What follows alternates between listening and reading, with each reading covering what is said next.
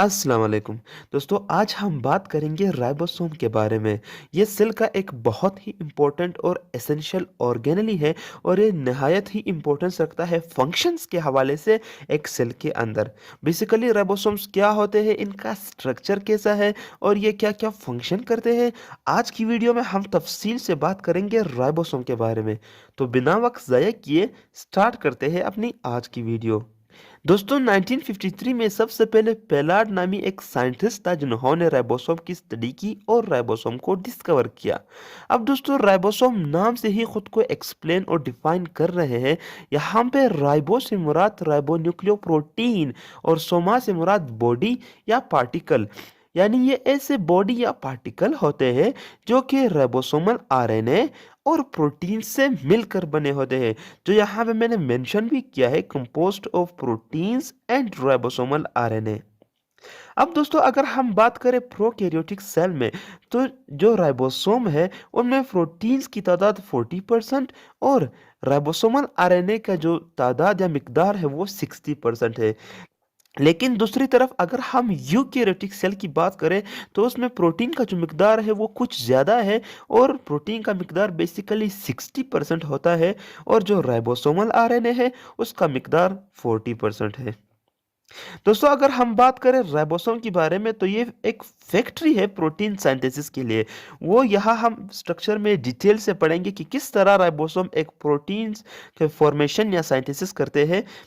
दोस्तों यहाँ पे मैं बताता चलूँ कि राइबोसोम्स जो है वो मेम्ब्रेन लेस ऑर्गेनली है, यानी इनमें मेम्ब्रेन नहीं होती। इस तरह दोस्तों ये स्मॉलेस्ट ऑर्गेनली है एक सेल की। दोस्तों पहले तो इसे ऑर्गेनली भी नहीं माना जाता था, पर आजकल इसे सेल का स्मॉलेस्ट ऑर्गेनली कंसिडर कर रहे हैं। दोस्तों राइबोसोम की अगर हम एग्जिस्टेंस की बात करें कि राइबोसोम कहाँ पर और किस जगह पर पाए जाते हैं, तो ये दो जगहों पर पाए जाते हैं। एक ये साइटोप्लाज्म में फ्रीली स्केचर्ड होते हैं, जो हमने साइटोप्लाज्म वाली वीडियो में डिटेल से देखा था कि किस तरह राइबोसोम साइटोप्लाज्म में फ्रीली स्केचर्ड होते हैं।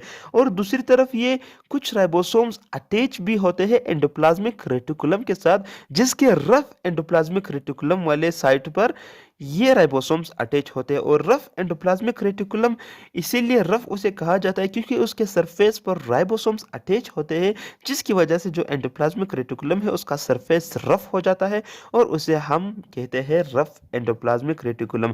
दोस्तों ये भी हमने एंडोप्लाज्मिक रेटिकुलम वाली वीडियो में तफसील से देखा था कि किस तरह राइबोसोम्स एंडोप्लाज्मिक रेटिकुलम पर अटैच होते हैं। तो अगर आपने वो वीडियो नहीं देखी तो वो वीडियो आप बिल्कुल देख सकते हैं, एक बहुत ही इंफॉर्मेटिव वीडियो है वो एंडोप्लाज्मिक रेटिकुलम और राइबोसोम्स के हवाले से। दोस्तों अगर हम इसकी तादाद या नंबर्स की बात करें कि एक नॉर्मल सेल में राइबोसोम्स की कितनी तादाद हो सकती है, तो ये 500,000 यानी 5 लाख तक ये हो सकती है। कंसिडर हम कर सकते हैं कि एक नॉर्मल सेल में इनकी तादाद 5 लाख तक एक्सीड कर सकती है।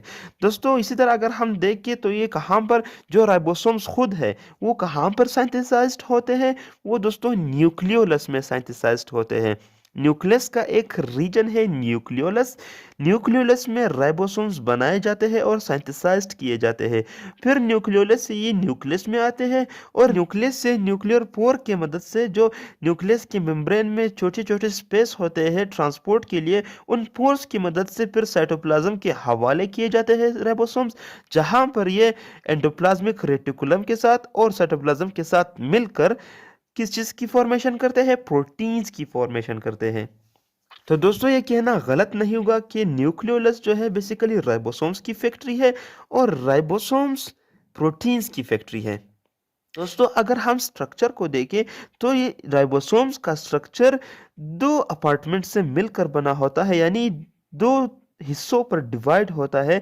एक बड़ा हिस्सा होता है, एक छोटा हिस्सा होता है, जिसे सब यूनिट्स कहा जाता है। अब दोस्तों यहाँ पे बात करें आपके साथ कि जो राइबोसोम्स के सब यूनिट है, जो लार्ज और स्मॉल सब यूनिट है, वो मर्ज किसकी वजह से होते हैं, यानी अटैच किसकी वजह से होते हैं। तो दोस्तों यहाँ पे मैं आपको बताता चलूँ कि मैग्नीशियम आयंस हेल्प करते हैं यहाँ पे अटैचमेंट के लिए, और साल्ट बॉन्ड्स बन जाते हैं किसके बीच, जो राइबोसोमल आरएनए है उसके फॉस्फेट ग्रुप के बीच और जो प्रोटीन है उसके अमाइनो ग्रुप के बीच साल्ट बॉन्ड्स बन जाते हैं। और यहाँ पे मैग्नीशियम आयंस भी एक अच्छा किरदार परफॉर्म करते हैं इन दोनों के अटैचमेंट के लिए। और इन दोनों के हेल्प से मैग्नीशियम आयंस और साल्ट बॉन्ड्स की मदद से क्या होते हैं, जो राइबोसोम्स के दो स्ट्रैंड्स होते हैं, जो राइबोसोम्स के दो सब यूनिट्स होते हैं, वो आपस में अटैच हो जाते हैं।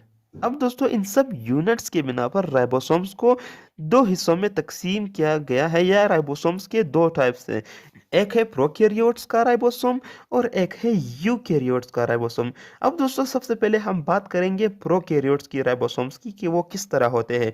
दोस्तों अगर हम बात करें तो जो स्मॉल सब यूनिट है वो 30S का होता है। एस से मुराद स्वेडबर्ग यूनिट है जो राइबोसोम्स के स्ट्रक्चर को मापने के लिए या मेजर करने के लिए इस्तेमाल होता है। तो जो प्रोकैरियोट्स का स्मॉल यूनिट है वो 30S का होता है और जो लार्ज सब यूनिट है वो 50S का होता है। और ये जब ये दोनों मिल जाते हैं तो ये क्या बनाते हैं, 70S राइबोसोम्स। अब आप दोस्तों कहेंगे कि एक 30S का है और एक 50S का है, तो इनके मिलने से कितना होना चाहिए, 80S। लेकिन यहाँ पर 70S राइबोसोम्स क्यों बनता है, तो दोस्तों आपके इल्म के लिए बताता चलूँ। फॉर एग्जांपल ये एक पेन है, अगर हम इसे इस तरह देखें तो ये दोनों साइज में काफ़ी बड़े हैं, लेकिन अगर हम इसे अटैच कर ले तो क्या हो गया, जो स्पेस है वो थोड़ा सा कम हो गया, यानी इन दोनों की मर्ज से थोड़ा स्पेस कम हो जाता है और जो राइबोसोम है वो बन जाता है 70S का। इसी तरह दोस्तों ये किस चीज़ में प्रेजेंट होता है, प्रेजेंट इन प्रोकैरियोट्स, यानी जितने भी प्रोकैरियोट्स है उन सब का राइबोसोम 70S होता है। और इसी तरह दोस्तों जो यूकैरियोट्स के ऑर्गेनेलीज है जैसे कि माइटोकॉन्ड्रिया या क्लोरोप्लास्ट, उनमें भी राइबोसोम 70S का होता है, यानी राइबोसोम का साइज 70S होता है। अब दोस्तों इसीलिए जो माइटोकॉन्ड्रिया और क्लोरोप्लास्ट है उसे इस तरह समझा जाता है कि ये पहले प्रोकैरियोट्स से और फिर बाद में आके ये यूकैरियोट्स के सेल में मर्ज हो गए और अब ये यूकैरियोट्स सेल का हिस्सा है। तो दोस्तों अगर हम बात करें यूकैरियोट्स की राइबोसोम्स के बारे में, जो दूसरा टाइप है राइबोसोम का 80S, तो बेसिकली जो यूकैरियोट्स का राइबोसोम्स है उसमें जो स्मॉल सब यूनिट है वो 40S का है और जो लार्ज सब यूनिट है वो 60S का है। और ये दोनों आपस में जब मिल जाते हैं तो 80S राइबोसोम्स बना लेते हैं।